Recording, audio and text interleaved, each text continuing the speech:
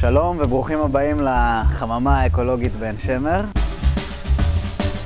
כל מה שאתם רואים פה מסביב הוא סביבת למידה אחת גדולה, ואנחנו נצא לסיבוב קטן בתוך המקום ונראה כל מיני סביבות למידה ומה מיוחד בהן.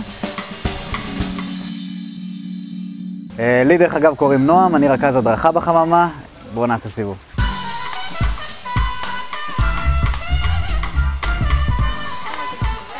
זו סביבת הלמידה עם השולחנות העגולים. אנחנו בודקות את ההשפעה של כמות המלח בתוך מים על הצמח. יש לנו כלי אחד עם חצי כפית מלח, כלי אחד עם כפית מלח ואחד בלי מלח. כל הרעיון פה שהאזור הזה צריך להוציא אותך מהשגרה. לתת לך יצירתיות, סקרנות, תחשוב אחרת ממה שחשבת קודם. המסקנה שלנו היא מלח היא לא בריא.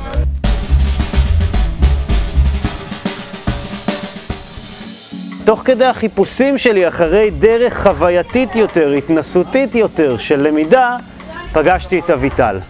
וברגע שנכנסתי לכאן לחממה הוקסמתי ממבט ראשון, מהרעיון ומהאופן שבו הוא מיושם כאן.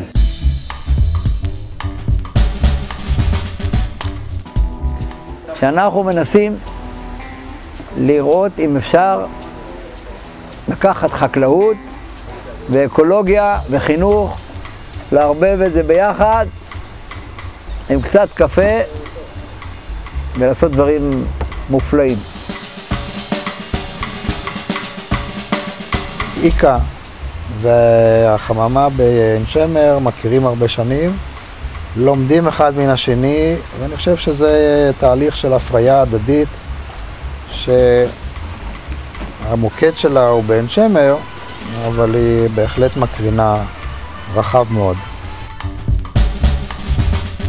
פה מתקיים הלכה למעשה הסיפור הזה שהמבוגר הוא מנחה, שהרבה פעמים הוא הלומד מהילדים יותר ממה שאפשר לצפות. זה פשוט מסגרת שבה לומדים אחרת, כמו שאנחנו רואים. יותר כיף, הרבה יותר כיף, פחות משעמם, כל הזמן יש משהו לעשות, כל הזמן יש משהו לחקור, משהו לדעת. אז זה מרחב הסינרגיה בין בתי ספר, תעשייה ומוסדות אקדמיים, וככה התלמידים יכולים בעצם ללמוד על מערכות שעכשיו חוקרים אותם. גלם הוא מפעל שמייצר חומרי גלם לתעשיית המזון בעיקר, ובחממה למעשה לוקחים את השפכים שלנו, כמובן בכמויות קטנות, ומנסים לגדל איתם את הצמחים האלה. אני חושב שזה מגדיל את המוטיבציה ואת העניין של תלמידים בפרויקט מהסוג הזה.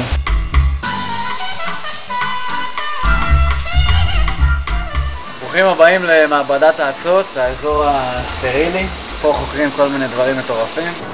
קודם כל, התלמידים לומדים להשתמש בציוד מעבדה, שזה משהו מאוד חשוב לאקדמיה ולהמשך בעתיד אם הם מתכננים ללמוד. הנושא שבחרנו זה היה נושא של גידול אצות, מיקרו-אצות, על מנת לבחון את האפשרות להשתמש באצות כמקור לאנרגיות מתחדשות, לביודלקים. כל הרעיון של החממה זה באמת על טהרת הגילוי העצמאי. תלמיד יבוא ויעשה ניסוי, הוא בעצמו ישתול את החסות, יכין את האצות החקלאיות, ידוג את הזואופלנקטון מהבריכה, יעבוד עם דגים. זאת אומרת, לא מדובר על שיעור פרונטלי של ספיחה של החומר, אלא ממש עשייה תוך כדי לימוד. לפעמים הילד אפילו לא יודע שהוא לומד, הוא פשוט עושה.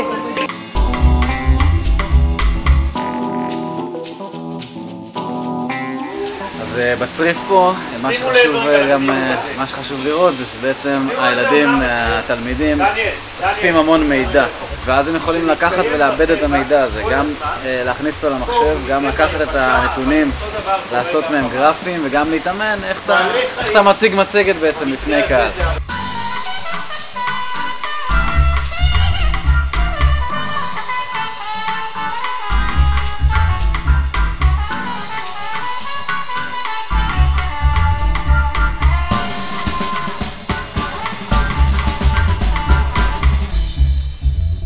אז זהו להפעם, זאת הייתה רק טעימה קטנה כמובן, יש עוד המון מה ללמוד, לראות, לעשות. אתם מוזמנים לגלוש לאתר אינטרנט שלנו, לחממה אקולוגית, וכמובן, הכי טוב לבוא לבקר, הקפה כבר על האש, וניפגש.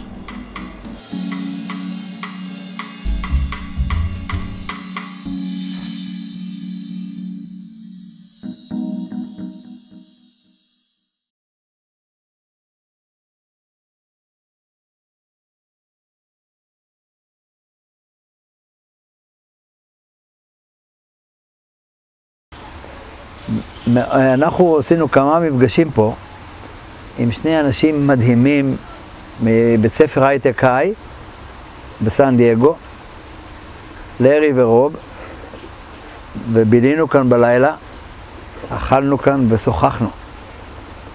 זה כל כך מרגש השערות שלי, כן. הם אנשים שהקימו בית ספר שהוא חלום. מכיוון שהם כל כך אוהבו את השולחן הזה. והיינו כאן כמה שעות גדולות בלילה, אז אני רוצה להעביר דרכך דרישת שלום לשני החברים שלי. שהשולחן הזה, תצלם אותו עם האבוקדו, הפיתות, ובני תביא את הקפה, שהם ישתו את הקפה דרך המצלמות שלך. ואני לא יודע איך אומרים את זה באנגלית. אלה שני האנשים שנתנו לי הכי הרבה השראה,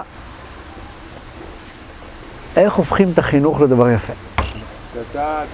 אז אני מלא, אז אני נותן להם מחזיר את הגלגל לשנות ה-50.